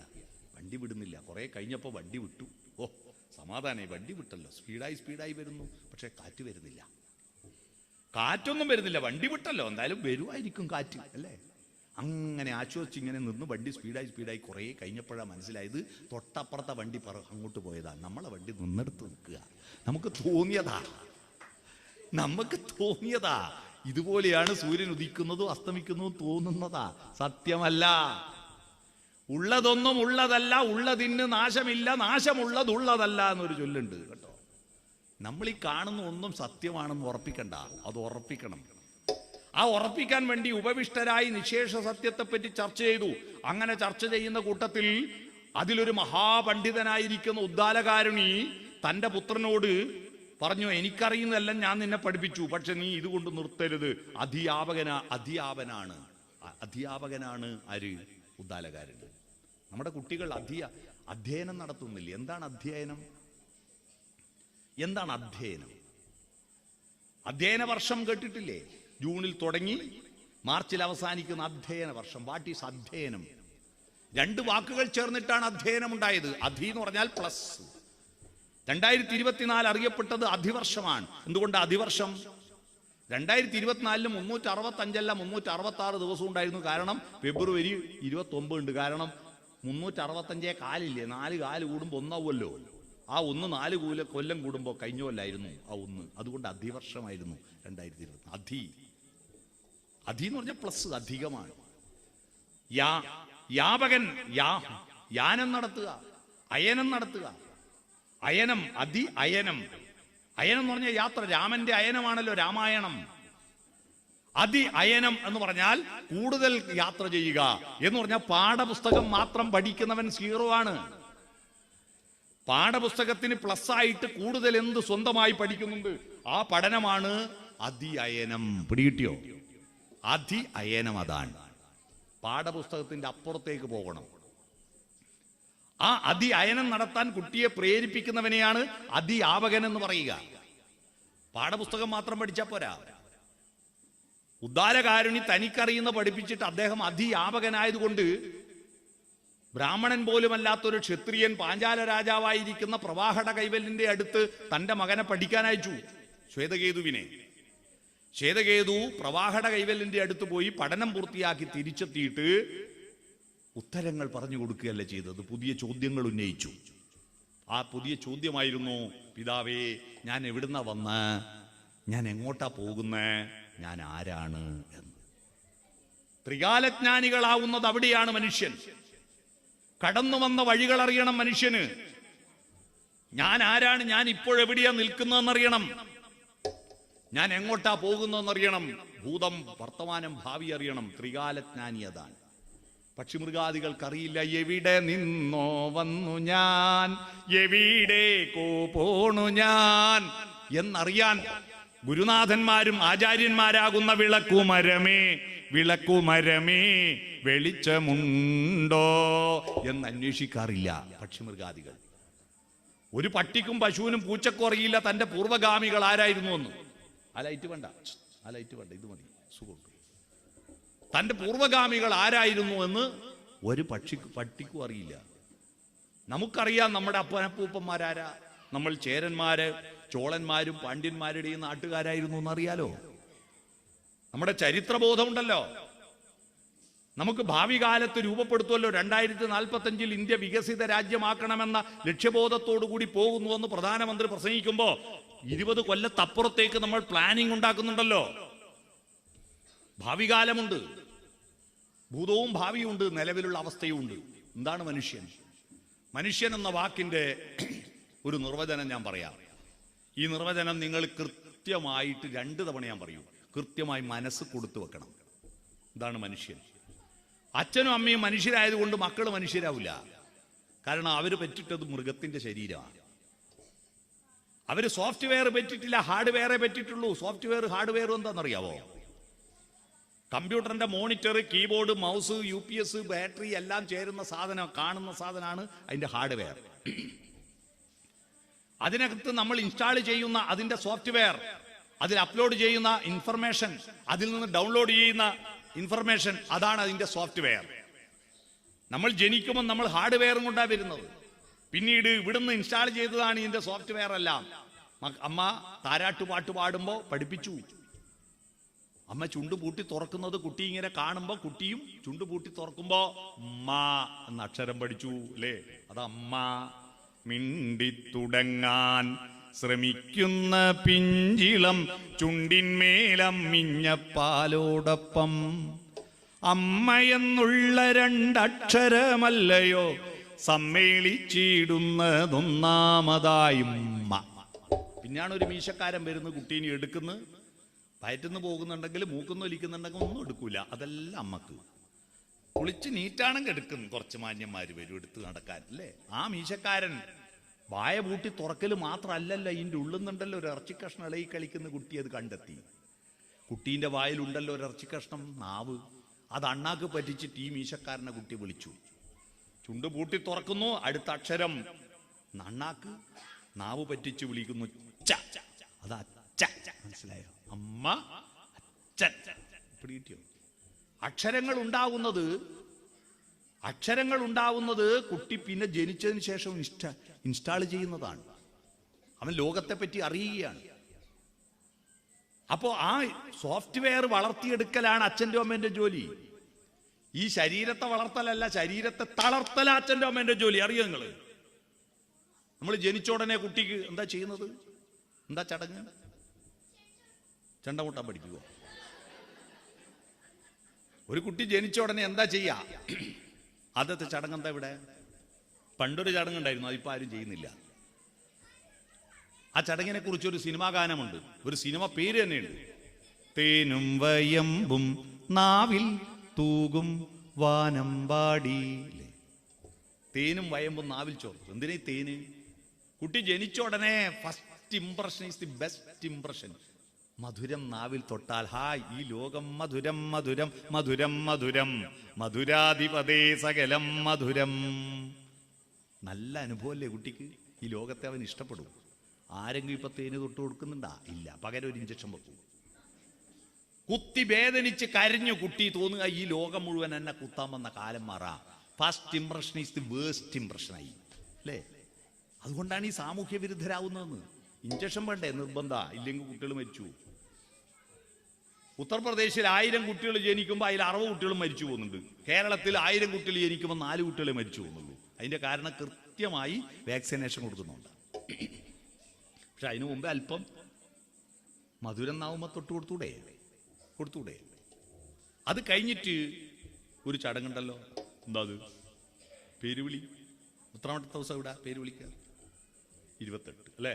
എന്താ 28ന്റെ കണക്ക്? അത് 29 പോയാൽ 28 കൃത്യമായ ഒരു കണക്കുണ്ട്. AD 825 മുമ്പ് നമുക്ക് ഡേറ്റ് ഇല്ല. അറിയാവോ? AD 825 കേരള ചരിത്രവും തമ്മിൽ വലിയ ബന്ധമുണ്ട്. AD 825 മലയാളിക്ക് കൊല്ലത്ത് വെച്ച് സ്വന്തമായ ഒരു കലണ്ടർ ഉണ്ടാക്കിയത്. 1200 കൊല്ലമായി ആ കലണ്ടർ ഉണ്ടാക്കിയിട്ട്. അത് ആ കൊല്ല വർഷം, ഇന്ന് കലണ്ടർ പോയി നോക്കുക, ആ കൊല്ല വർഷം 1200 ആയത്. AD 825 കൊല്ലത്ത് വെച്ച് കലണ്ടർ ഉണ്ടാക്കിയത്. ആ കലണ്ടറിന്റെ പേരറിയാവോ? നമ്മൾ ഈ ചുമരുമ തൂക്കുന്ന മാതൃഭൂമിന്റെയോ മനോരമന്റെയോ ബാങ്കിന്റെ എല്ലാം കലണ്ടറില്ലേ, അത് പോർച്ചുഗീസുകാർ വന്ന ഗ്രിഗോറിയൻ കലണ്ടറാ. നമ്മുടെ കലണ്ടറല്ല അത്. നമ്മുടെ കലണ്ടർ ചുമരുമ തൂക്കുന്നതല്ല. ആ കലണ്ടറിന്റെ പേരറിയാവോ? പഞ്ചാംഗം. ഈ പഞ്ചാംഗം വന്നതിന് ശേഷം നമുക്ക് ഡേറ്റ് ഉണ്ടായി. അതിനു മുമ്പ് നമുക്ക് ഒരു മാസത്തിൽ 27 ദിവസമേ ഉള്ളൂ. ആ 27 ദിവസം 27 നക്ഷത്രത്തിന്റെ പേരാ. അശ്വതി മുതൽ രേവതി വരെ 27 നക്ഷത്രം. അപ്പൊ 28ാമത്തെ ദിവസം മാസം കൂടിയിട്ട് ഒരു കുട്ടീന്റെ ജന്മദിനം ഫസ്റ്റിൽ വരും. 28ാമത്തെ ദിവസം. ഈ കണക്കും കൊണ്ട് നമ്മൾ കുടുങ്ങിയറിയോ? വലിയ കുടുക്ക. പലരും ബർത്ത് സർട്ടിഫിക്കറ്റുമായിട്ട് വലിയ പ്രശ്നമാണ്. കാരണം പണ്ട് മലയാള മാസവും നക്ഷത്രം അറിയൂ. ഇവിടെയുള്ള 60 വയസ്സ് കഴിഞ്ഞാക്ക് 3 ദിവസം കേക്ക് മുറിക്കേണ്ട ചാൻസ് ഞാൻ പറയട്ടെ. ഒന്ന് മുനിസിപ്പാലിറ്റിയിലും കോർപ്പറേഷനിലും പഞ്ചായത്തിലും രജിസ്റ്റർ ചെയ്തിരിക്കുന്ന ഒറിജിനൽ ഇംഗ്ലീഷ് തീയതി. രണ്ടാമത് മലയാള മാസവും നക്ഷത്രവും. മേടമാസം മകനക്ഷത്രത്തിൽ എൻ്റെ അമ്മ പായസം വെക്കൂ, എൻ്റെ ജന്മദിനാഥ. മൂന്നാമത്തതോ LP സ്കൂൾ ഹെഡ് മാഷ് നിശ്ചയിച്ച് തന്നൊരു തീയതി ഉണ്ടാവും. കാരണം അന്ന് സ്കൂളിൽ ചേർക്കാൻ പോകുമ്പോൾ ഒരാൾക്കും അറിയില്ല എപ്പാ. എൻ്റെ അച്ഛൻ ചേർക്കാൻ പോയപ്പോൾ എപ്പാ നാരായണ ഇവനെ പ്രസവിച്ചതെന്ന് കുഞ്ഞിരാം മാഷ് ചോദിച്ചപ്പോൾ അച്ഛൻ പറഞ്ഞു, ഞങ്ങൾ പൊരളിമലയിൽ, പൊരളിമല എന്ന് പറഞ്ഞാൽ പഴശ്ശിരാജാവിൻ്റെ ആസ്ഥാനം, അവിടെ പൊനംകൃഷി നടത്തിയിരുന്നു. ആ പൊനംകൃഷി എന്ന് പറഞ്ഞാൽ ഈ കാട്ടിലുള്ള നെല്ലും ചാമ മുത്താറിയും ഒക്കെ കൃഷി ചെയ്യുന്നതിനാണ് പൊനംകൃഷി എന്ന് പറയുന്നത്. അത് ചെയ്ത കൊല്ല മാഷെ ഇവനെ പെറ്റിന്. അതേത് കൊല്ല? അത് കണ്ണവൻ പാലത്തിൻ്റെ കണ്ണടഞ്ഞിട്ടൊരു വെള്ളപ്പൊക്കം ഉണ്ടായ കൊല്ലായിരുന്നു. അത് ഇടുന്ന് മാഷ് തീരുമാനിച്ചു, ജൂണിൽ 5 വയസ്സ് തികയണമെങ്കിൽ മെയ് പ്രസവിക്കണ്ടേ. അതുകൊണ്ട് നിന്റെ ജന്മദിനം മെയ് 4 മാഷ് നിശ്ചയിച്ചതാ. അതാ എൻ്റെ SLC ബുക്കിൽ. ഞാൻ ഫേസ്ബുക്ക് അക്കൗണ്ട് തുടങ്ങുമ്പോൾ ഡേറ്റ് ഓഫ് ബർത്ത് കൊടുക്കണ്ടേ? ആ ഡേറ്റ് ഓഫ് ബർത്ത് മെയ് 4 കൊടുത്ത് SLC ഫേസ്ബുക്കിൽ. ഇപ്പം മെയ് 4 എനിക്ക് ഇങ്ങനെ മെസ്സേജ് വരും, ഹാപ്പി ബർത്ത്ഡേ ഹാപ്പി ബർത്ത്ഡേ. ഞാനത് മുഴുവൻ മരിച്ചുപോയ കുഞ്ഞിരാം മാഷയുടെ പാതാരബിന്ദങ്ങളിലേക്ക് ഫോർവേഡ് ചെയ്യും. കാരണം അത് അയാൾ നിശ്ചയിച്ച. നമ്മുടെ നക്ഷത്ര പിറന്നാളിന്റെ പ്രശ്നമാണ്. അതിനെ കൊണ്ട് വേറെ കൊടുക്കേണ്ട കണക്ക്. നമുക്ക് 27 ദിവസമേ ഉള്ളൂ ഒരു മാസം. 12 മാസവും 27 ദിവസവും കൊണ്ട് നമുക്ക് ഇത് ടാലിയാവില്ല. 12 മാസവും 27 ദിവസവും 12 ഗുണിക്കണം 27 = 324 ദിവസം എത്തൂ. ഭൂമി സൂര്യനെ ചുറ്റണമെങ്കിൽ 365 ദിവസം വേണോ? അപ്പൊ ഇതങ്ങ് ടാലിയാവണ്ടേ? മണ്ഡലം കംപ്ലീറ്റ് ആവണ്ടേ? മണ്ഡലം എന്ന് പറഞ്ഞാൽ വട്ടം. ഭൂമി സൂര്യനെ ചുറ്റുന്ന വട്ടം കംപ്ലീറ്റ് ആകണാൻ എത്ര ദിവസത്തിന്റെ കുറവുണ്ട്? 365 - 324 = 41. അതാ മണ്ഡലമാസം പിന്നൊന്ന് ഉണ്ടാക്കി. മനസ്സിലായോ? വ്രതത്തിനും പൂജക്കും മണ്ഡലകാലം ഉണ്ടാക്കിയത്. ഈ കുറവ് വന്ന കാലം മണ്ഡലകാലം. പിടികിട്ടിയോ? 41ന്റെ കണക്ക്. ഈ 28ാമത്തെ ദിവസം കുട്ടീന്റെ ജന്മനക്ഷത്ര ഫസ്റ്റിൽ വരിക. അന്ന് പേര് വിളിക്കും, പാല് കൊടുക്കും, അരയിലൊരു നൂലും കെട്ടും. എന്തിനാണ് ഈ നൂല് കെട്ടുന്നത്? ഞാൻ പല സ്വാമിമാരോടും മഹാപണ്ഡിതന്മാരോടും ചോദിച്ചു, ഈ അരയിലെ നൂല് കെട്ടുന്നതിന്റെ അർത്ഥം എന്താ? ഒരു വയോജന സംഗമത്തിൽ ഞാൻ പറഞ്ഞു, എനിക്ക് ആരും പറഞ്ഞു തന്നിട്ടില്ല എന്ന് പറഞ്ഞപ്പോൾ റിട്ടയർഡായ ഒരു സാവിത്രി ടീച്ചർ പറഞ്ഞു, നൂല് കെട്ടുന്നതിന്റെ അർത്ഥം ആരും പറഞ്ഞിട്ടില്ല. ഇല്ല, എന്നാ ഞാനൊരർത്ഥം പറഞ്ഞുതരാം. എന്താ? കുഞ്ഞിനെ ഗർഭം ധരിക്കുന്ന അമ്മ, പ്രസവിക്കുന്ന അമ്മ, മുലയൂട്ടുന്ന അമ്മ, ഇതെല്ലാം അമ്മയല്ലേ ചെയ്യുന്നത്? അതെ. പക്ഷെ കുട്ടി അമ്മേന്റെ മാത്രമല്ലല്ലോ, അച്ഛൻ്റെ കൂടിയല്ലേ. അപ്പം അച്ഛനൊരു പ്രയാസം വേണ്ടാന്ന് വിചാരിച്ചിട്ട് 28ാമത്തെ ദിവസം കുട്ടീനെ പാർട്ടീഷൻ ചെയ്ത് രണ്ടാക്കി നടുക്കൊരു അതിരിടുന്ന പകുതി അച്ഛന് പകുതി അമ്മക്ക്. ഇതിനാണോ? അല്ല. ഈ കെട്ടിനൊരർത്ഥമുണ്ട്. അന്ന് മുതൽ അവന്റെ ശരീരത്തെ കൺട്രോൾ ചെയ്യണം. ശരീരത്തെ കൺട്രോൾ ചെയ്യണം. മൃഗങ്ങള് ശരീരം വളർത്തിയാലാ ലാഭം. പശുവിനെ പോറ്റിയാൽ കറന്ന് വിൽക്കാം, ആടിനെയും കോഴിയെ പോറ്റിയാൽ ഇറച്ചി വിൽക്കാം. വിഷു വരാൻ പോവുക, റംസാൻ മാസവും വരാൻ പോവുക. ഇറച്ചിക്ക് ഭയങ്കര ബലിയാവും. മോനെ നല്ലോണം തിന്നോ, നിന്റെ ചന്തീമെന്ന് കുറച്ച് അരിഞ്ഞ് കറി വെക്കാലൊന്ന് പറ്റുമോ? ഇല്ല. ഈ ശരീരത്തെ വളർത്തിയിട്ട് ഒരു കാര്യമില്ലെന്ന്. അത് ജീവൻ നിലനിർത്താൻ കൊടി പറക്കണമെങ്കിൽ ഒരു കൊടിവരം വേണം. അതുമാത്രമാണ് നമ്മുടെ ശരീരം. മനസ്സാണ് കൊടി. ആ മനസ്സ് മുന്നോട്ട് പോകാനും കർമ്മങ്ങൾ ചെയ്യുവാനും ഒരു ശരീരം വേണം. അത്രയേ ഉള്ളൂ. ആ ശരീരമാണോ മനസ്സാണോ പ്രധാനം? മനുഷ്യനും മൃഗവും തമ്മിലുള്ള വ്യത്യാസം എന്താണെന്നറിയോ? ശരീരം പ്രധാനമായാണ് അത് മൃഗമാണ്, മനസ്സ് പ്രധാനമായ മനുഷ്യനാണ്. ഗുരു ലഘു എന്ന് പണ്ട് സ്കൂളിൽ പഠിച്ചിട്ടുണ്ടോ? ദീർഘാക്ഷരം ഗുരുവും ഹ്രസ്വാക്ഷരം ലഘുവാണ്. വലുത് ഗുരു, ചെറുത് ലഘു. ഭൂമി വലുതും ആപ്പിള് ചെറുതും. വലുതായ ഗുരുവായ ഭൂമി ചെറുതായ ആപ്പിളിനെ പിടിച്ച് വലിക്കുന്നതുകൊണ്ടാണ് ഭൂമിക്ക് എന്ത് ബലോ? ഗുരുത്വബലം. മനസ്സിലായോ? ഗുരുവിന്റെ ബലം ഗുരുത്വബലം. ഐസക് ന്യൂട്ടൻ കണ്ടെത്തിയത്. ഗുരുതരമായ പരിക്ക് പറ്റിയെന്ന് പത്രത്തിൽ വാർത്ത വന്നാൽ മാഷക്ക് പരിക്ക് പറ്റിയെന്ന് ആരും വിശ്വസിക്കലുണ്ടാ? ഗുരുതരമായ പരിക്ക് പറ്റിയെന്ന് പറഞ്ഞാൽ വലിയ പരിക്ക് പറ്റിയെന്നാ. ഗുരു വലുത്, ലഘു ചെറുത്. മൃഗങ്ങളുടെ ഗുരു ശരീരമാണ്, മനസ്സ് ലഘുവ. കാരണം ശരീരം പറയുന്ന അനുസരിക്കൽ മാത്രം മനസ്സ്. മൂത്രയിക്കണമെന്ന് തോന്നി അപ്പം മൂത്രയിക്കും.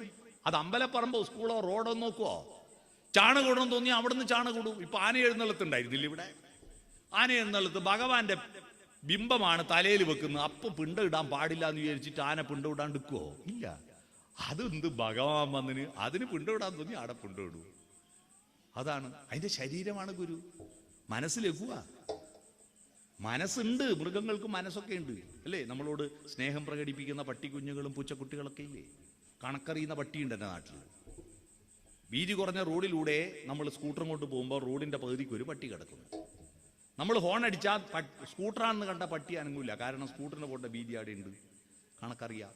പറയൊരു ലോറി വന്ന് നോക്കട്ടെ, പട്ടി എഴുന്നേറ്റ് മാറിത്തരും. അപ്പൊ സ്കൂട്ടർ വീതി കുറഞ്ഞതും ലോറി വീതി കൂടുതലുമാണെന്നുള്ള കണക്ക് പട്ടിക്കറിയാം. എന്നാൽ നമ്മളെ കൂട്ടത്തിലെ ചില ഡേഷുകൾക്ക് ഈ കണക്കറിയില്ല, കണ്ടെടുത്ത് വെച്ച് പോകും. കണ്ടില്ലേ അല്ലേ?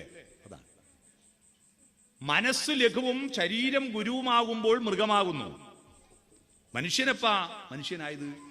ശരീരം ലഘുവും മനസ്സ് ഗുരുവാകുമ്പോൾ മനുഷ്യനാവുന്നു എന്ന് പറഞ്ഞാൽ ഇപ്പൊ ഇവിടുന്ന് മൂത്രമൊഴിക്കാൻ മുട്ടിയാൽ ശരീരത്തിന് മുട്ടുന്നു, മനസ്സെന്താ പറയാ? അവിടെ നിൽക്ക്, പരിപാടി കഴിയട്ടെ, ഭക്ഷണം കഴിക്കാൻ വിടുമല്ലോ, അപ്പൊ പോയി മൂത്രമൊഴിക്കാന്ന് പറഞ്ഞില്ലേ? പിടിച്ചു വെക്കും. വിശക്കുമ്പോ കണ്ടെടുത്ത് പോയി തിന്നുവാ, പിടിച്ചു വെക്കും. കുംഭമാസം പിറന്നപ്പോൾ തകരയങ്ങുണങ്ങി, ഇനി എന്ത് ചെയ്യും പെരുങ്കൊടലേ? 6 മടക്കിട്ട് 60 ചൊറയിട്ട് അനങ്ങാണ്ട് കിടന്നോ പെരുങ്കൊടലേ. ഒരു പഴയ തകരപ്പാട്ട്. ശരീരത്തോട് വിശക്കും അനങ്ങാണ്ട് കിടക്കെന്ന് പറയും. കാമവികാരമുണർന്നാൽ ഏടുന്നെങ്കിൽ ഒരു പെണ്ണിനെ കണ്ട അപ്പൊ തന്നെ ഇണചേരുവോ? ഇല്ല. നിക്കവിടെ. നാട്ടുകാർ അംഗീകരിച്ച് താലി കെട്ടിയ ഒരു പെണ്ണുണ്ട് എന്റെ വീട്ടില്. അല്ല, നീ കല്യാണം കഴിച്ചിട്ടില്ലെങ്കിൽ നീ കുടുംബക്കാരോട് പറഞ്ഞിട്ട് ഒരു പെണ്ണിനെ ഇഷ്ടപ്പെട്ടെങ്കിൽ അതിനെ താലി കെട്ടി ഹൃദയങ്ങൾ ചേർത്തിട്ട് മാത്രമേ നിനക്ക് ഇണചേരാൻ അവകാശമുള്ളൂ. അതാണ് സംസ്കാരം. അതാണ് സംസ്കാരം. ഇതാണ് മനുഷ്യന്റെ മനസ്സ് ഗുരുവും ശരീരം ലഘുവാകുമ്പോ മനുഷ്യനായി. ഈ ശരീരത്തെ പിടിച്ചു കെട്ടുക. 28ാമത്തെ ദിവസം പിടിച്ചു കെട്ടിയിട്ട് അവന്റെ ഉള്ളിലെ സോഫ്റ്റ്വെയർ ഭാവനകൾ, സൗന്ദര്യബോധം, ധാർമ്മികത, സ്നേഹബന്ധങ്ങൾ, കാരുണ്യബന്ധങ്ങൾ, പ്രകൃതി സ്നേഹം, ബുദ്ധിശക്തി വളർത്തിയെടുക്കുന്ന സോഫ്റ്റ്വെയർ വളർത്താൻ ആരംഭിക്കുക. ഈ പരിപാടിയാണ് അരയിലെ നൂലുകെട്ട്. മനസ്സിലായോ? ശരീരത്തെ നിയന്ത്രിച്ച് മനസ്സിനെ വികസിപ്പിക്കുന്നു. പക്ഷെ ഇപ്പോൾ അടുത്ത കാലത്തുണ്ടായ ഒരു പ്രശ്നം എന്ന് പറയുന്നത് ഇതൊരു ആമയമോയിലും പന്തയം വെച്ച കളി പോലെയായി പോകുന്നു.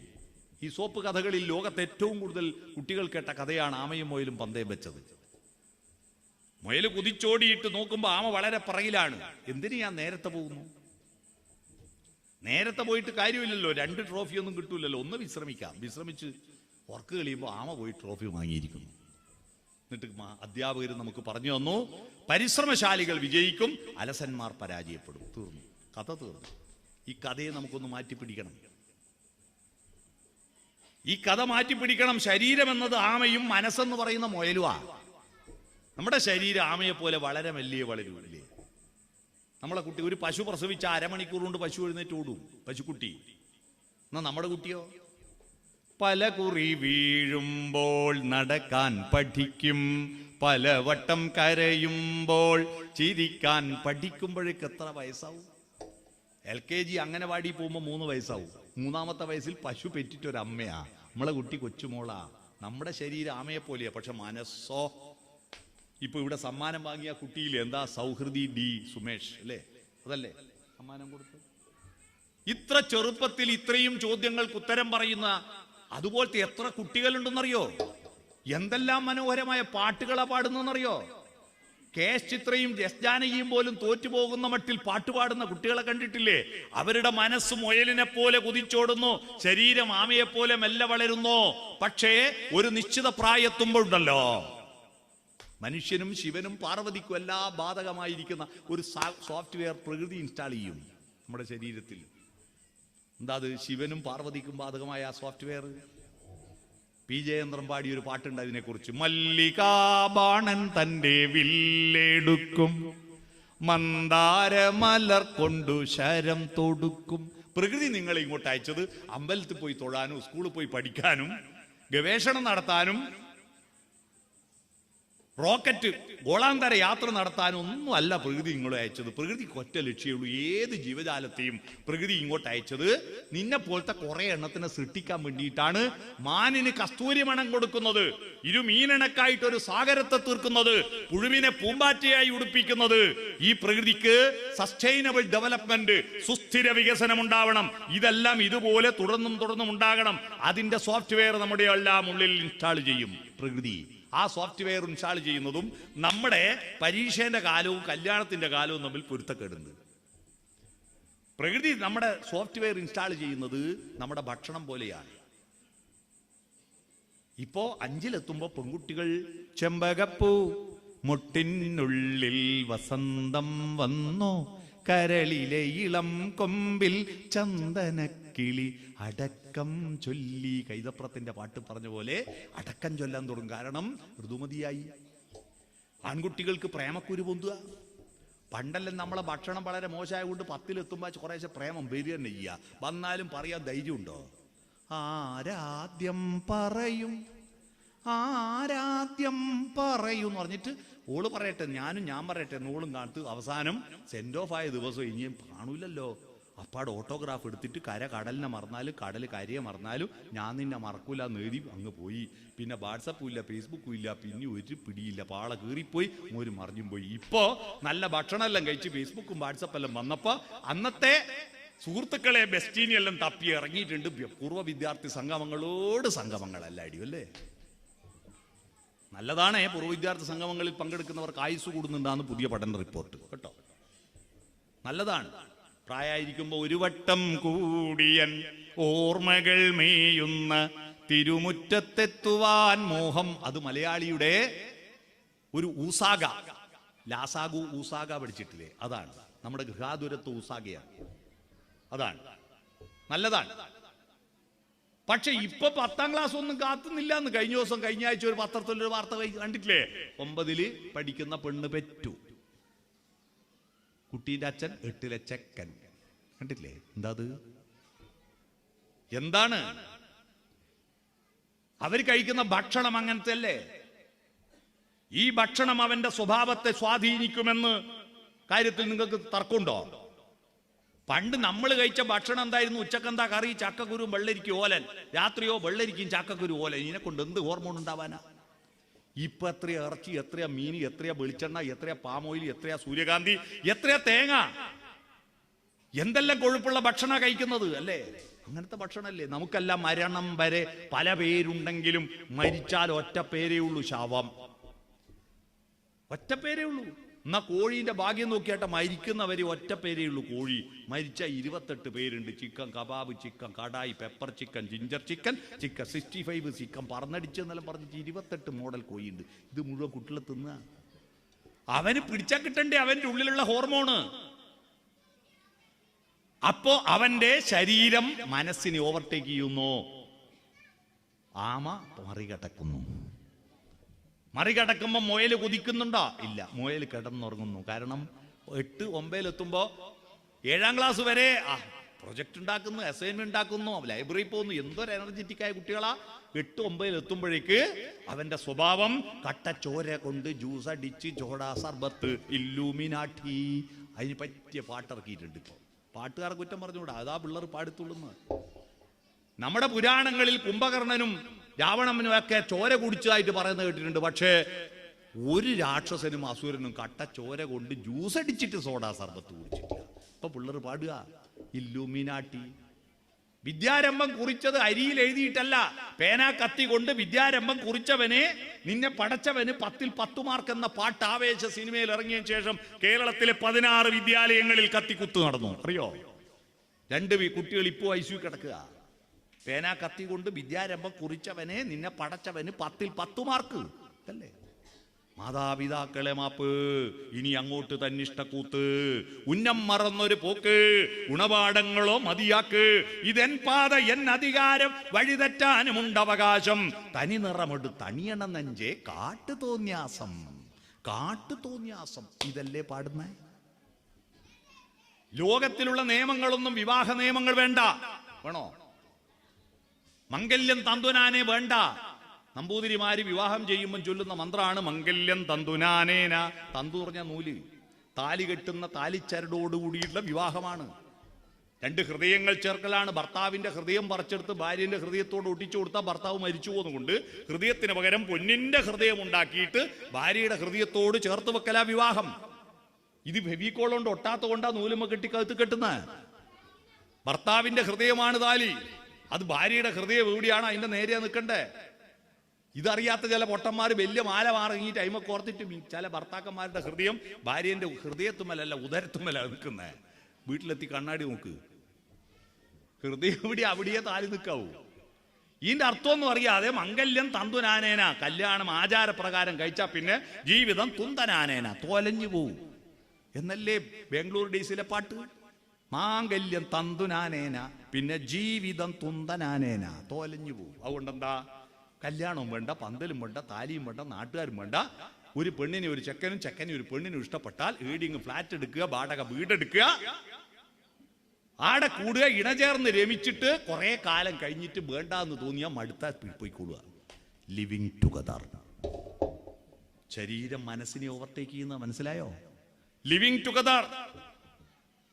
മൃഗങ്ങൾ ഇണചേരുന്നത് പോലെ ഇണചേർന്ന് രമിക്കാൻ വേണ്ടിയിട്ട് മനുഷ്യനാണ്. പിന്നെ മനുഷ്യൻ എന്തിനാ റേഷൻ കാർഡ് പേര്? മൃഗങ്ങളുടെ പേരില്ലല്ലോ. ഈ ലിവിങ് ടുഗദർ കഴിഞ്ഞിട്ട് മടുത്തിട്ട് പിരിഞ്ഞു പോകുമ്പോ ഇതിലുണ്ടാകുന്ന കുട്ടികളെ ഓന്റെ അച്ഛൻ നോക്കുവോ? ആര് നോക്കും? പഞ്ചായത്ത് നോക്കുവോ? അനാഥ കുട്ടികൾ ഉണ്ടാവാനാണ് നിങ്ങൾ പരിശ്രമിക്കുന്നുണ്ടോ? കുറ്റം ചെറുപ്പക്കാരെ പറയണ്ട, അവർക്ക് കൊടുക്കുന്ന ഭക്ഷണത്തിന്റെ ആ ഒരു ബാലൻസ് തെറ്റുക. സായിപ്പന്മാരെല്ലാം ഇറച്ചി തിന്നുപ്പ, പക്ഷെ 2 കഷ്ണം പച്ചക്കറിയും കൂട്ടിയിട്ടാ 1 കഷ്ണം ഇറച്ചി തിന്നവര്. നമ്മളെ കുട്ടികൾ പച്ചക്കറി വിളമ്പിയൊക്കെ സാമ്പാർ വിളമ്പിയ കുട്ടികൾ എങ്ങനെയാ? ഈ പ്രശ്നം വെക്കുന്ന ആളെടുത്ത് പോയാൽ അല്ലേ, ജ്യോതിഷികളുടെ അടുത്ത് പോയാൽ സാന്നിധ്യ ക്ഷേത്രാണി ബിംബാണി ത്രേണി ലഗ്നേന ചിന്തയിൽ എന്ന് പറഞ്ഞിട്ട് കബഡി നിരത്തുന്നാണ്ടിനാണ്. അതുപോലെയാണ് കബഡി നിരത്തും. വെണ്ടയ്ക്ക അങ്ങോട്ട്, മുരിങ്ങക്കായി അങ്ങോട്ട്, കാരറ്റ് അങ്ങോട്ട്, വഴുതനി ഇങ്ങോട്ട്, ചാറ് മാത്രം കൂട്ടി തിന്നിട്ട് സപ്ലയറോട് ചോദിക്കും സ്വകാര്യം പീസ് ഉണ്ടാവും. പീസാവണ്ടേ? ഇത് തിന്ന് നമ്മുടെ കുട്ടികൾക്ക് അവരുടെ ശരീരത്തെ മറികടക്കാൻ മനസ്സിന് കഴിയാതാവുന്നു. ഏടുന്നെങ്കിൽ ഒരു ചെക്കൻ ചിരിച്ചു കാണിച്ചാൽ ചിരി കണ്ടാൽ അത് മതി, മൊഴി കേട്ടാൽ അത് മതി, 2 ആഴ്ച ഓർക്കുണ്ടാവില്ല, അടുത്ത ദിവസം പോയി. ഇനി വർത്താനം പറയുന്ന ആളെ ഞാൻ സ്റ്റേജ് ഒക്കെ ചിരിത്തുവേ. പോയി പോകുമ്പോ പോല്ല മോളെ എന്ന് പറയേണ്ട മനസ്സുറങ്ങിപ്പോയി. മുയലുറങ്ങി. പോറ്റി വലുതാക്കി അച്ഛനും അമ്മേനെയും കരയിക്കാവോ? ആരാ അമ്മ? അച്ഛനൊരു സങ്കല്പം, അമ്മയൊരു യാഥാർത്ഥ്യമല്ലേ? അമ്മ എന്ന് പറയുന്നത് പേറ്റുനോവ് അനുഭവിച്ചിട്ട് കുഞ്ഞിനെ പ്രസവിച്ചിടുക മാത്രമല്ലല്ലോ അമ്മയുടെ ജോലി. ആ കുഞ്ഞിനെ കുളിപ്പിച്ച് വളർത്തിയെടുത്ത് കണ്ണെഴുതി പൊട്ടുതൊട്ടിട്ട് അതിനെ മാർവിടത്തിൽ സ്തന്യം കൊടുത്ത് വളർത്തിയിട്ട് കൊണ്ടുപോയിട്ട് ആ ഉറങ്ങുന്ന കുഞ്ഞിനെ കിടത്തുന്ന രംഗം നോക്കിയാൽ മതി അമ്മയും മാതൃത്വത്തിന്റെ മഹത്വം മനസ്സിലാക്കാൻ. ഒരമ്മ കുഞ്ഞിനെ കൊണ്ടുപോയി കിടത്തുന്ന ആ രംഗം കണ്ടിട്ടുണ്ടോ? പുലിമുരുകൻ സിനിമയിൽ ഉണ്ടാവില്ല ഇത്ര നല്ല സ്ലോ മോഷൻ. നല്ല മുട്ടും കുത്തിയാടി ഇരുന്നിട്ട് ഷോക്കാപ്സ് താങ്ങിയിട്ടായി അടി ഇരിപ്പുണ്ട്. ഇരുന്നിട്ട് ഒരു കൈ കൊണ്ടൊരു പായി എടുത്തിട്ട് ഒരു തുണിയെടുത്തിട്ടിട്ട് കുട്ടീനെ അങ്ങനെ കിടത്തിയിട്ട് ചന്തീൻ്റെ അടിയിൽ നിന്ന് കൈവലിക്കുമ്പോൾ കുട്ടി അറിയില്ല. എന്നിട്ടൊരു തുണി മേലി എടുത്തിട്ട് തുടക്ക 2 മുട്ടും കൂടി മുട്ടി ഉറങ്ങിയെന്ന് ഉറപ്പ് വരുത്തിയിട്ടാകുമ്പോൾ എഴുന്നേറ്റ് മുടിയും കെട്ടി പടീൻ്റെ അടുത്ത് എത്തുമ്പോൾ ഒരു തിരിഞ്ഞു നോട്ടം കേട്ടാ. മോൾ ഉറക്ക് തെളിയുന്നുണ്ടാവോളി എന്നുള്ള മട്ടിൽ ആ നോട്ടത്തിൻ്റെ ചാരുതയുണ്ടല്ലോ. ലോകത്തൊരു സിനിമാ നടിയുടെ ചിരിയിലും ആ സൗന്ദര്യം കാണാൻ പറ്റില്ല. അത്ഭുതകരമാണ് ആ ചിരി. തൻ്റെ കുട്ടി ഉറങ്ങുമ്പോൾ അമ്മ എത്ര സ്വാർത്ഥമതിയാവുന്നറിയോ? വീട്ടിൽ ആരും ശബ്ദമുണ്ടാക്കല്ലേ, അയൽവാസികളെ നിങ്ങൾ മിണ്ടാതിരിക്കൂ, നാട്ടുകാരെ പറ്റുമോ 3 ലോകവും അനങ്ങരുത്, ഉറങ്ങിത്തരൂ. എന്നുണ്ണി കണ്ണനുറങ്ങാൻ മൂലോകം മുഴുവനുറങ്ങ്, മൂലോകം മുഴുവനുറങ്ങ്, ഉണ്ണി വാവാവോ പൊന്നുണ്ണി വാവാവോ. അല്ലേ? കുയിലിൻ്റെ പാട്ട് കേൾക്കുമ്പോൾ ദേഷ്യം വരും. കഴിഞ്ഞ 2 മാസമായി കേരളത്തിൽ ഏറ്റവും കൂടുതൽ കേട്ടുന്ന ഒരു പാട്ടുണ്ട്. അതാ ഞാൻ ഇനി പറയാൻ പോകുന്നത്. ഉറങ്ങുന്ന കുഞ്ഞിൻ്റെ അമ്മയ്ക്ക് കുയിലിൻ്റെ പാട്ട് കേൾക്കുമ്പോൾ ദേഷ്യം വരും. കുയിലേ, നിന്റെ പാട്ടിൻ്റെ വോളിയം കുറക്ക്, എൻ്റെ മോൻ ഉറങ്ങുക. നിലാവെളിച്ചം നമുക്കിഷ്ടമാണ്. നാളെ പൗർണമി അല്ലേ? ആകാശത്തെ നിലാവ് നോക്കിയിട്ട് നമ്മൾ സ്വപ്നം കാണുന്നു. പക്ഷേ ആ നിലാവിൻ്റെ തണുത്ത രശ്മികൾ ജാലകപ്പഴുതിലൂടെ കടന്നു വന്ന് ഉറങ്ങുന്ന കുഞ്ഞിൻ്റെ കൺപോളകളിൽ സ്പർശിച്ചിട്ട് അവൻ്റെ സ്വപ്നങ്ങളുടെ നിറം കെട്ടുപോകാതിരിക്കാൻ നിലാവേ നിന്റെ വോൾട്ടേജ് കുറക്കണേ എന്ന് പറയുന്നവളാണ് അമ്മ. അതാണ് ജയചന്ദ്രന്റെ ഏറ്റവും സൂപ്പർ ഹിറ്റ് പാട്ട്. ഒന്നിനി ശ്രുതി താഴ്ത്തി പാടുക പൂങ്കുയിലേ, എന്നോമലുറക്കമായി ഉണർത്തരുതേ, എന്നോമലുറക്കമായി ഉണർത്തരുതേ. ഒന്നിനി തിരി താഴ്ത്തു ശാരദ നിലാവേ, കണ്ണിലെ കിനാവുകൾ കെടുത്തരുതേ, കണ്ണിലെ കിനാവുകൾ കെടുത്തരുതേ. കുയിലിനോടും നിലാവിനോടും മാത്രമല്ല, സ്വന്തം ഹൃദയത്തോട് പറയും, ഒച്ചത്തിൽ മിടിക്കല്ല, ഉച്ചത്തിൽ മിടിക്കൊല്ലേ നീ എൻ്റെ ഹൃദന്തമേ, സ്വച്ഛ ശാന്തമെന്നോമൽ മയങ്ങിടുമ്പോ. അത്ര മനോഹരമാണ്. അതാണ് അമ്മ. ആ അമ്മയും വേണ്ട, അച്ഛനും വേണ്ട, കണ്ടൊരുത്തനെ മതി എന്ന് പറഞ്ഞിട്ട് ഓടി പോകുന്നത് എന്തുകൊണ്ടാ? ആ സമയത്ത് പോകുന്ന കുട്ടികൾ ഓർക്കുക, പിന്നിൽ വാല് മുളച്ചിട്ടുണ്ടോ. മനുഷ്യനല്ല, മൃഗമാ. മനസ്സിലായോ? കാരണം ശരീരം ഉണർന്നു, മനസ്സുറങ്ങി. എന്താ കാരണം? ഇവന്റെ ഹോർമോൺ ബാലൻസ് തെറ്റി. ഇതാണ് ഇപ്പം നടക്കുന്നത്. അതുകൊണ്ട് ഈ ശരീരമല്ല മുഖ്യം, മനസ്സാണ്. മാംസത്തിൽ നിന്ന് മനസ്സിനെ ഉയർത്തലാണ് ഭക്തി. മനസ്സിനെ മാംസത്തിൽ നിന്ന് ഉയർത്തേണമേ, മലയിൽ വാഴും ഭഗവാനെ. അങ്ങനെ നിശേഷ സത്യത്തെപ്പറ്റി ചർച്ച ചെയ്യാൻ അടുത്തിരുന്ന് ചർച്ച ചെയ്യണം. അങ്ങനെ ചർച്ച ചെയ്യുമ്പോൾ ഉദ്ദാലകാരുണിയോട് ശ്വേതകേതു ചോദിച്ച ചോദ്യമാണ്, ഞാൻ ആരാണ്, ഞാൻ എവിടുന്നാ വന്ന്, ഞാൻ എങ്ങോട്ടാ പോകുന്നത്? ആ ചോദ്യത്തിന് മറുപടിയായി ഉദ്ദാലകാരുണി പറഞ്ഞു, പല പർവ്വതങ്ങളിൽ പെയ്ത മഴത്തുള്ളി ഒഴുകി കടലിലെത്തിയാൽ ആ കടലിലെ ഒരു തുള്ളി വെള്ളത്തിന് പറയാൻ കഴിയുമോ താൻ ഏത് പർവ്വതത്തിൽ പെയ്ത മഴത്തുള്ളിയാണെന്ന്? ഹേ ശ്വേതകേതോ തത്വമസി. പല പൂവുകളിൽ നിന്ന് തേന് ശേഖരിച്ച് തേനീച്ച തേൻവലയിൽ കൊണ്ടുപോയി വെച്ചാൽ ആ തേൻവലയിൽ ഇരിക്കുന്നൊരു തുള്ളി തേനിന് പറയാൻ കഴിയുമോ താൻ ഏതു പൂവിൽ നിന്ന് വന്ന തേനാണെന്ന്? ഹേ ശ്വേതകേതോ തത്വമസി. ആ മഴത്തുള്ളി നീയാകുന്നോ, ആ തേൻതുള്ളി നീയാകുന്നോ? നമ്മുടെ ഉള്ളിലിരിക്കുന്ന ഓരോ കോശവും നമ്മൾ കടയിൽ നിന്ന് വാങ്ങിയതല്ല, ഇവിടെ നിന്നെല്ലാം ആരെല്ലാം അധ്വാനിച്ചുണ്ടാക്കിയതാണ്. ഞാനിപ്പം പറയുന്ന എൻ്റെ തൊണ്ടയിലെ ശബ്ദത്തിൻ്റെ ഉറവിടം ഞാൻ രാവിലെ വീട്ടിൽ നിന്ന് കഴിച്ച 3 നൂൽപ്പിട്ടാണ്. ആ നൂൽപ്പിട്ട് ഏത് വയലിൽ നിന്ന് ആരധ്വാനിച്ചിട്ട് ഏതൊക്കെ മില്ല് കൊണ്ടുപോയി കുത്തിയാന്ന് നമുക്കറിയുമോ? അപ്പൊ ഞാനെന്ന് പറയുന്ന എൻ്റെ സ്വന്തമാണോ? അതും ഇതുമെല്ലാം ഒന്നാണ്, രണ്ടില്ല. അതാണ് അദ്വൈതം. പിടികിട്ടിയോ? രണ്ടില്ല, ഒന്നാണ്. ഇതാണ് തത്വമസി. അതാ ദർശനം മേലെ. ചോദ്യത്തിൽ നിന്ന് ഉത്തരവുണ്ടായി.